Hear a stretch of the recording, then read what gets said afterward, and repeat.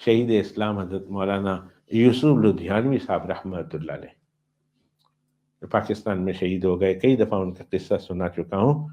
مدینہ منورہ میں تشریف فرما تھے. دنیا میں ملنے آتی تھی. ایک ایسی نابغیر روزگار شخصیت تھی اور ایسے جلیل القدر لوگوں میں سے تھے اور ایسے ہر دل عزیز شخصیت تھی اور ایسے اللہ تعالیٰ نے ان کی محبت، محبوبیت اور مقبولیت اور مرجعیت لوگوں کے قلوب میں ڈال رکھی تھی کہ ہر وقت ان کے ارد گرد لوگوں کا ہجوم رہتا تھا، ہر وقت.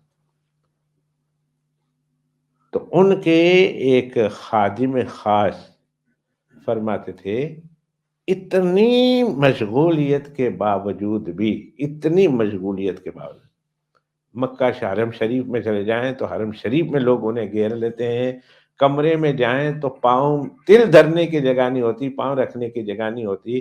پتہ نہیں یہ بندہ کھاتا کب ہوگا، سوتا کب ہوگا، ذکر کب کرتا ہوگا. تو ان کے ایک شاگرد نے بتایا، خادم خاص نے بتایا کہ آپ جو مشغولیت دیکھ رہے ہیں، ان مشغولیت کے علاوہ اور ذکر و اذکار کے علاوہ دن رات کے 24 گھنٹے میں 50,000 مرتبہ درود شریف پڑھتے ہی پڑھتے ہیں. مولانا یوسف علی، مولانا حضرت مولانا یوسف لدھیانوی شہید رحمۃ اللہ.